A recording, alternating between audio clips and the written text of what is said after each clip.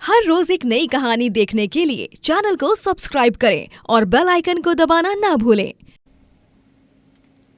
संगीता को अमर अपनी पसंद से घर में शादी करके लाया था, लेकिन संगीता को घर का कोई भी सदस्य पसंद नहीं करता।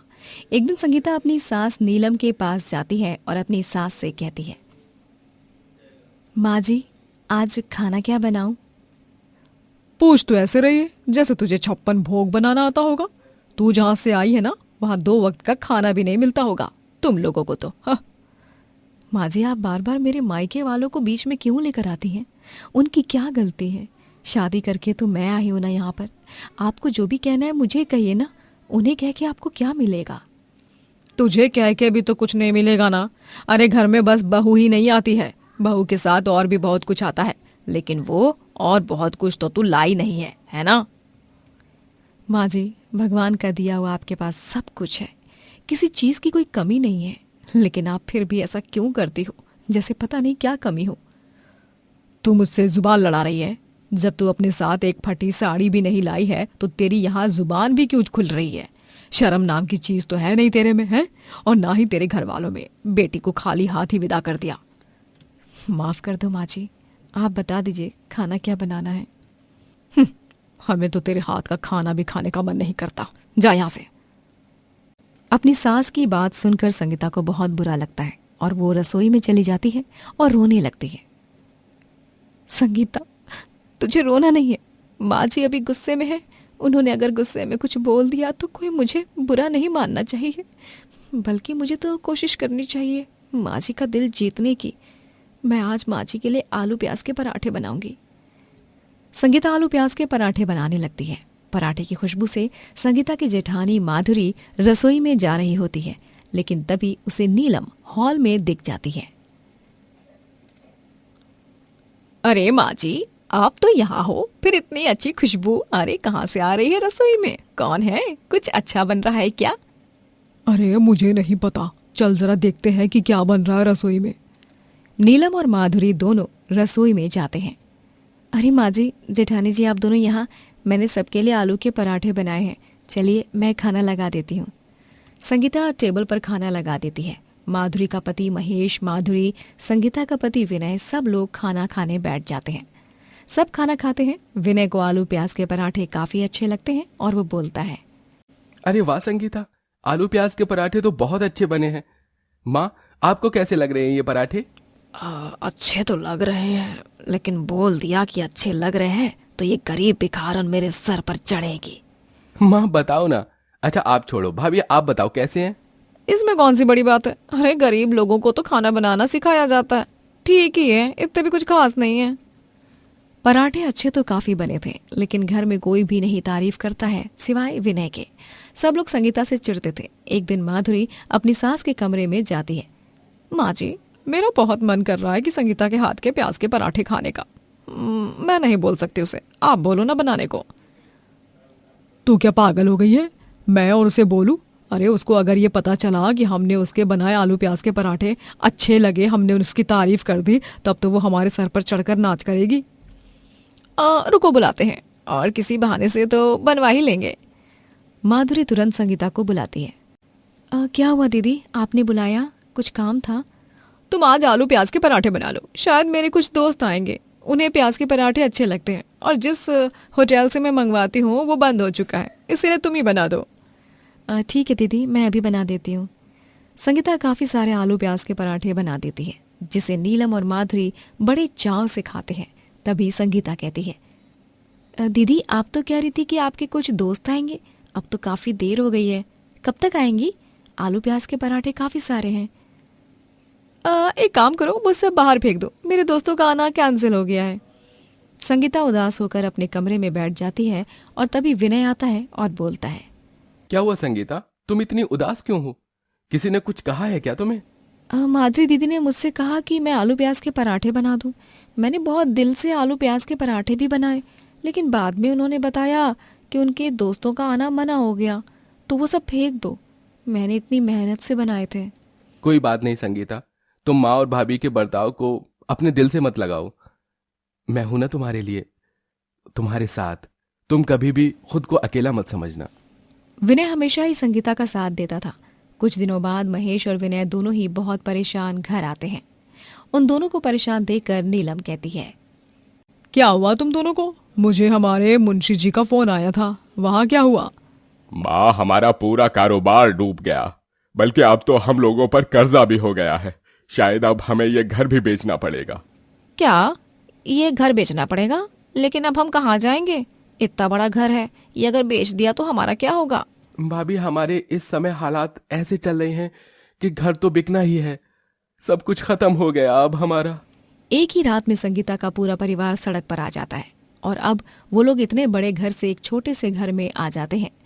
खाने के भी लाले पड़ जाते हैं। ये देखकर एक सुबह संगीता आलू प्याज के पराठे बना रही होती है और उसे देखकर नीलम कहेगी, बहू, हमारे यहाँ खाने के लाले लगे हैं और तू आलू प्याज के पराठे बना रही है।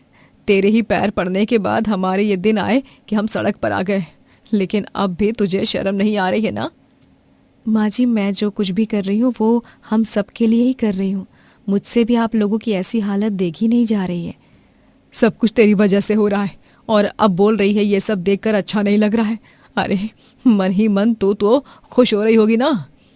नीलम अब भी संगीता को काफी कोसती है, लेकिन संगीता हार नहीं मानती है और अब वो नुक्कड़ पर आलू प्याज का ठेला लगाने लग जाती है।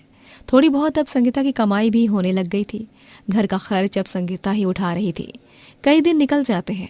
कुछ दिनों बाद संगीता घर में एक गद्दा रखवा रही होती है और फिर अपनी सास से कहती है, माँ जी, मुझे पता है आपको जमीन पर सोने में परेशानी हो रही है, इसीलिए मैंने आलू प्याज के पराठे बेचकर आपके लिए ये गद्दा खरीदा है। बहू, मुझे माफ कर दे। मैंने हमेशा ही तुझे नीचा दिखाया, लेकिन तूने कभी भी मुझे पलट कर जवाब नहीं दिया। हमारे इतने बुरे दिन आ गए, लेकिन आज जो हम 2 रोटी खा रहे हैं वो सब तेरी वजह से। और इतनी मुश्किलों में भी तूने मेरे बारे में ही सोचा। आप मेरी सास नहीं, माँ हो, और मैं आपको तकलीफ में नहीं देख सकती हूँ। देखा माँ, आप हमेशा संगीता को नीचे दिखाती थी ना, लेकिन आज संगीता ही है जो हम सबके लिए इतना सब कुछ सोच रही है, कर रही है। हाँ देवर जी, आप बिल्कुल सही कह रहे हो। गलत तो हम सब थे और हम सब ने बहुत बड़ी गलती भी की है संगीता को नीचा दिखाकर। सबको अपनी गलती का एहसास होता है। संगीता का आलू प्याज पराठा बेचने का काम भी अच्छा चलने लगता है और संगीता की बदौलत ही अब सबके हालात सुधरते हैं। नीलम अपने पति मिहिर, सास लता, जेठ पंचम और जेठानी यामिनी के साथ रहती है। नीलम और मिहिर दोनों को 2 बेटियां होती हैं जिनके नाम बबली और चिंकी होते हैं। नीलम की जेठानी और सास उसे पसंद नहीं करते थे क्योंकि वो गरीब घराने से होती है और ऊपर से उसे 2 बेटियां होती हैं। यामिनी और पंचम को एक बेटा होता है जिसका नाम वंश होता है। इसीलिए सास लता बस अपने पोते को ही प्यार देती रहती है। ये लीजिए माँ जी, आपके लिए ये अलग से कम तीखी सब्जी बनाई है। आपका पेट हाल ही में ठीक हुआ है, फिर से कोई तकलीफ ना हो इसलिए। हाँ ठीक है नीलम बहू। अच्छा सुन, खाना परोसने के बाद तू खाना मत खाना, पहले जाकर आंगन में सफाई कर दे। मैं और यामिनी आज शाम को आंगन में बैठकर चाय पियेंगे और आंगन में काफी गंदगी हो चुकी है इसीलिए। लेकिन माँ, नीलम ने काम के चक्कर में सुबह नाश्ता भी नहीं किया है। उसे अभी दोपहर का खाना खाने दीजिए ना, उसके बाद वो काम कर लेगी। अरे तू चुप रह मिहिर, ये मेरी बहू है और मैं इसकी सास हूँ, इसीलिए तू हम दोनों के बीच में मत बोल। लेकिन माँ, मिहिर गलत क्या कह रहा है? यामिनी, तुम आंगन की सफाई कर लो, बेचारी नीलम भूखी है सुबह से। पंचम, तुम्हें नीलम की चिंता करने की कोई जरूरत नहीं है, समझे तुम? यामिनी और लता नीलम से काम कराते हैं और उसके बाद वो खाना खाती है। फिर एक दिन, ये लो वंश, आपके लिए टॉफी लाई हूँ मैं बाजार से। ताई जी, आपने मेरे लिए नहीं लाई टॉफी? हाँ ताई जी, हमें भी टॉफी खानी है। ओ कलमुइयो, हटो यहाँ से, आई बड़ी। हमें भी टॉफी खानी है। तुम्हें कुछ नहीं मिलने वाला है, इसीलिए जाओ यहाँ से, नालायक कहीं की। यामिनी बबली और चिंकी को धक्का मारकर पीछे करती है, जिस कारण वो दोनों फर्श पर गिर जाती हैं और उनके सर में चोट आती है। चिंकी, बबली मेरी बच्ची, हे भगवान। यामिनी भाभी, ये कोई तरीका है बच्चों के साथ पेश आने का? आपने बहुत गलत किया है ये। अरे जाओ जाओ, ज्यादा मुंह मत चलाओ। थोड़े दिनों बाद अचानक से एक रात मिहिर को हार्ट अटैक आता है और वो मर जाता है, जिसके बाद लता और यामिनी नीलम, बबली और चिंकी का सारा सामान घर के बाहर फेंक देते हैं और उन तीनों को भी घर के बाहर निकाल देते हैं। आप दोनों ऐसा क्यों कर रही हो? माँ जी, भाभी, मैं कहाँ जाऊंगी अपनी बच्चियों को लेकर इतनी ठंड में? जेठ जी, हमारे साथ ये अन्याय मत होने दीजिए जेठ जी। यामिनी, माँ, आप दोनों इतनी बेरहम कैसे हो सकती हो? तू चुप कर पंचम। तूने अगर इस नीलम की साइड से बात की ना तो मुझसे बुरा कोई नहीं होगा। और हाँ, एक बात कान खोलकर सुन ले, और अगर इस नीलम को बाहर की बाहर मदद की ना तो तुझे मेरा मरा हुआ मुंह दिखेगा, समझा? माँ, ये क्या बकवास कर रही हो आप? बकवास नहीं, ये बिल्कुल सही है। अरे कौन पालेगा इस नीलम की ये पनौती बेटियों को? बेटे होते तो हम शान और खुशी से पालते, लेकिन बेटियों का क्या है? बेटियां तो होती ही है पनौती। हाँ, भूलिए मत भाभी कि आप भी किसी की बेटी हो, और एक बेटी कभी पनौती नहीं होती। वो तो घर की लक्ष्मी होती है, उसके पैरों में स्वर्ग होता है, उसकी खुशी से ही घर में रौनक होती है। अरे चलो फुटो यहाँ से, बहुत दे दिया ज्ञान तुमने, अब मुझे तुम्हारी एक बात भी नहीं सुननी है। बेचारी नीलम अपनी दोनों बेटियों को लेकर यहाँ से वहाँ दर दर भटकने लगती है। रात होते ही ठंड बहुत बढ़ जाती है और बबली और चिंकी दोनों को काफ़ी ठंड लगने लगती है।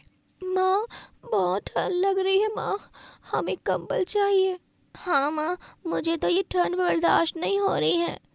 बस बच्चों, आज की रात की ही बात है, कल मैं किसी भी हाल में रहने की व्यवस्था कर लूँगी कहीं पर। उस रात तो नीलम अपने दोनों बच्चों पर साड़ी के पल्लू डालकर उन्हें सुला देती है और खुद ठंड में रात भर कांपती रहती है। सुबह होने पर वो उन दोनों को लेकर काम ढूंढने निकल पड़ती है, लेकिन सुबह से शाम तक काम ढूंढने पर भी उसे कहीं काम नहीं मिलता।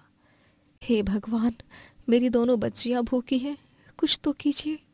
मैं भूखी रह लूंगी, लेकिन मेरी बेटियों के लिए कहाँ से लाऊं मैं खाना? तभी वहां पर नीलम को एक ढाबा दिखाई देता है जिसके मालिक का नाम राजू होता है। नीलम राजू से जाकर कहती है, काका जी, कुछ खाने को दे सकते हो क्या आप? मेरी बेटियां कल से भूखी हैं। नहीं नहीं, चलो दफा हो जाओ यहाँ से, यहाँ कुछ नहीं मिलेगा तुम लोगों को। काका जी, आप चाहो तो मैं आपके ढाबे पर खाना भी बना सकती हूँ, मेरे हाथ का खाना बहुतों को पसंद आता है। क्या? ठीक है, तुम आज रात तक बनाओ खाना, मैं देखता हूं ग्राहक क्या बोलते हैं। लेकिन हां, मैं तुम्हें आज रात तक काम करने की कोई पैसे नहीं दूंगा। बस तुम्हारी परीक्षा लेने के लिए मैं ये करूंगा। और हां, तुम्हारी बेटियों को खाना दूंगा मैं। अरे वाह, ठीक है काका जी, कोई बात नहीं, आप मुझे कुछ मत दीजिए आज के लिए, लेकिन मेरी बेटियों को खाना दे दीजिए। आपका बहुत बहुत धन्यवाद मुझे आपके ढाबे पर खाना बनाने देने का अवसर देने के लिए। बबली और चिंकी उस ढाबे में खाना खाती हैं और नीलम उस ढाबे में जाकर खाना बनाने लगती है। नीलम के हाथ का बना खाना खाकर सभी ग्राहक उसकी खूब तारीफ करने लगते हैं। अरे वाह, क्या बात है! इतने स्वादिष्ट छोले कुलचे तो कहीं नहीं मिलते। क्या बनाए हैं तुमने भाई? मैं तो ये पनीर भुर्जी एक और बार खाऊंगा, भाई बहुत बढ़िया खाना बनाया है। जी धन्यवाद। रात को जब ढाबा बंद करने का समय होता है तभी, काका जी, सभी ग्राहकों को मेरे हाथ का सारा खाना पसंद आया। अब क्या मैं आपके ढाबे पर काम करने लायक हूँ? हाँ, तुम कल सुबह से मेरे ढाबे पर आकर खाना बनाया करना। ठीक है काका जी, आपका बहुत बहुत धन्यवाद। अगले दिन से नीलम राजू के ढाबे पर काम करने लगती है। नीलम के जीवन में सब कुछ अब ठीक होने लगता है। वो 1 महीने में ही किराए के मकान में रहने लगती है, लेकिन थोड़े दिनों बाद ढाबे पर उसकी मुलाकात एक आदमी से होती है जिसका नाम सुरेश होता है। सुरेश एक नेक आदमी रहता है और उसका गांव में ही अच्छा खासा बिजनेस होता है। सुरेश यूं ही ढाबे पर आता जाता रहता और इस बीच नीलम और सुरेश को एक दूसरे से प्यार हो जाता है। नीलम अपने जीवन में फिर से किसी आदमी को लाने के लिए बहुत घबराती है, लेकिन वक्त के साथ उसकी और सुरेश की शादी हो जाती है और शादी के बाद नीलम अपना खुद का ढाबा खोलती है। नीलम, अब तुम खुद के ढाबे में खाना बनाकर अपने रेस्टोरेंट को खोलने के सपने को साकार करना। हाँ सुरेश जी, धन्यवाद मुझे और मेरी बेटियों की जिंदगी में फिर से खुशियां लाने के लिए। अब नीलम के ढाबे की तरक्की को देख राजू को बहुत गुस्सा आने लगता है। जब किसी के पास कुछ नहीं था तब ये मेरे पास काम मांगने आई थी और अब मेरे ही रास्ते का कांटा बन रही है। नहीं, मैं इसके ढाबे को बर्बाद करके रहूंगा। जलकुकड़ा राजू रात के समय नीलम के ढाबे में घुसकर हर एक सामान में जहर मिलाने लगता है। तभी वहां पर कुछ चूहे उसके पैर पर काटते हैं और वो चिल्लाने लगता है, जिसकी आवाज से आसपास के लोग उठ जाते हैं और राजू को रातों रात ढाबे के सामान में जहर मिलाने के जुर्म में गिरफ्तार किया जाता है। काका जी, आपसे ये उम्मीद नहीं थी। मेरे जीवन में हो रही तरक्की को देखकर आपको खुशी महसूस होनी चाहिए थी, आपको मुझ पर गर्व महसूस होना चाहिए था, लेकिन नहीं, आपने बहुत गलत किया है मेरे साथ। इंस्पेक्टर साहब, इन्हें कड़ी से कड़ी सजा देना। उस दिन के बाद नीलम अपने काम पर काफी अच्छे से ध्यान देने लगती है और कुछ सालों के परिश्रम के बाद वो अपना बड़ा रेस्टोरेंट खोलती है और जिंदगी में बहुत आगे जाती है। दोस्तों, अगर आपको ये कहानी पसंद आई तो लाइक करें, शेयर करें और कमेंट करके बताएं कि कहानी में आपको सबसे अच्छा क्या लगा।